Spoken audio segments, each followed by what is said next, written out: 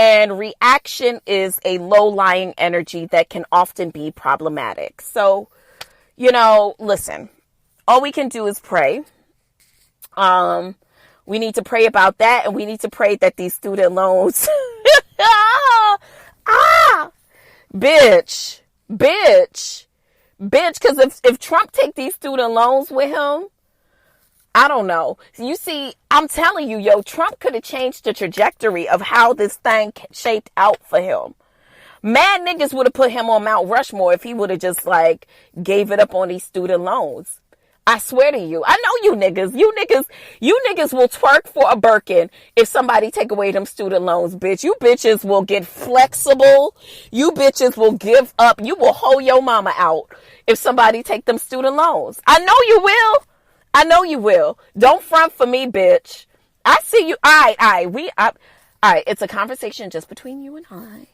I'm not going to tell anyone that you would sell your soul for some student loans, bitch.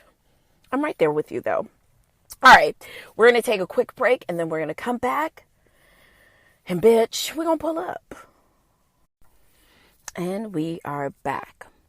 So, as I discussed, I felt like everyone was having kind of an odd week, or at least a lot of the people that I was around seemed to be having kind of an odd energy week where it almost seemed as though they were maybe a little bit more hostile, a little bit more aggressive, a little bit more anxious.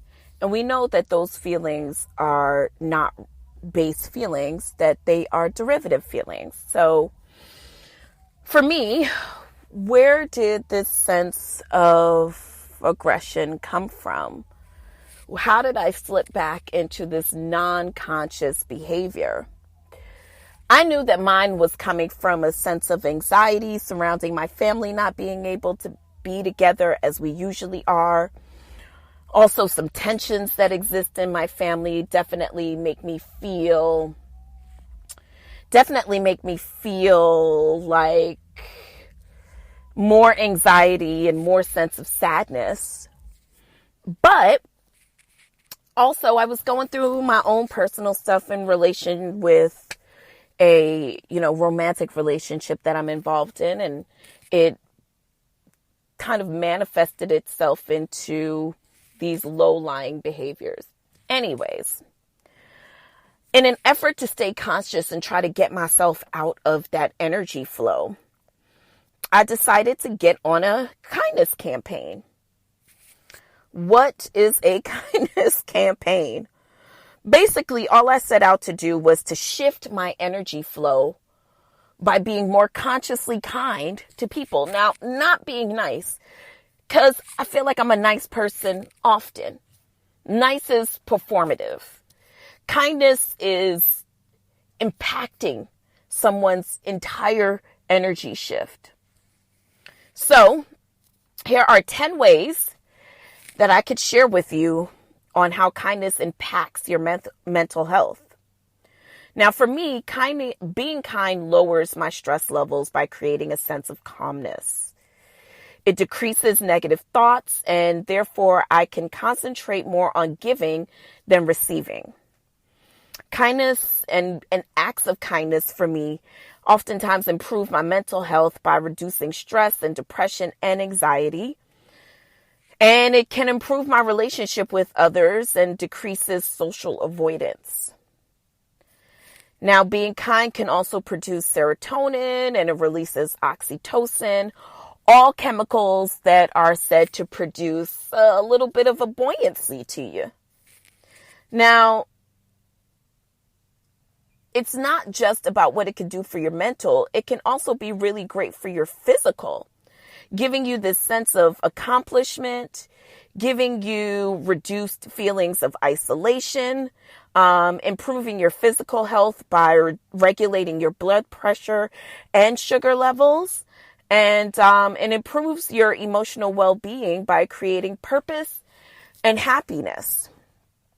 Now, all of those are kind of energy levels that are in a positive upflow and are normally involving a state of presence of now, meaning that you have to be conscious in order to swing into those positive negative energy flows, you know? And so for me, being kind is a way for me to tap back into being conscious about the present. You know, a lot of times where I feel myself being taken away, like, cause really my mind, I oftentimes think of it like an ocean.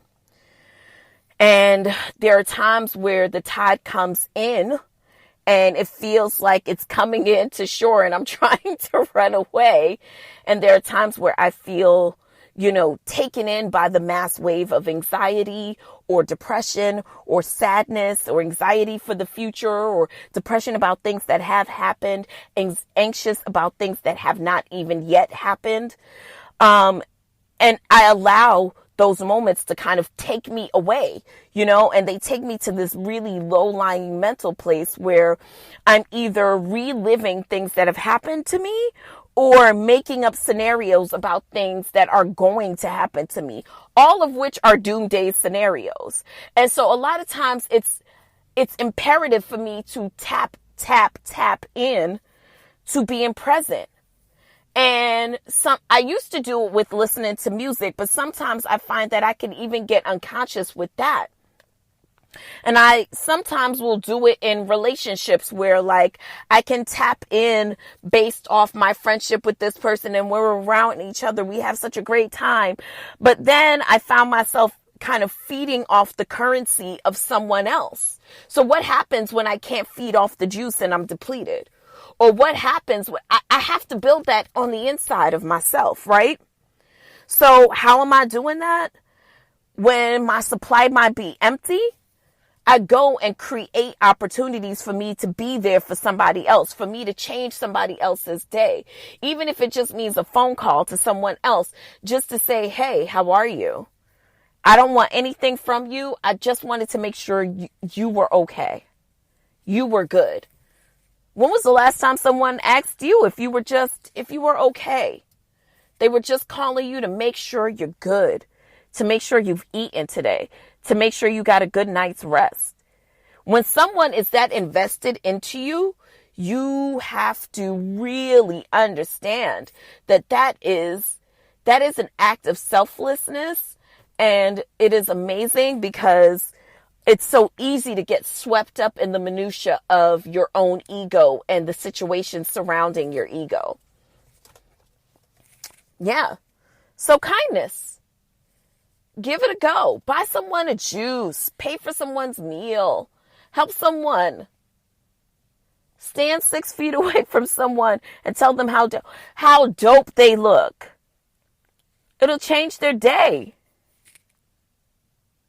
You know, the best part of waking up is putting Folgers in your cup, okay? And the way you do that is by staying present. And if there is a depletion in your supply for that, you have to get it from somewhere. So, where do you get it from?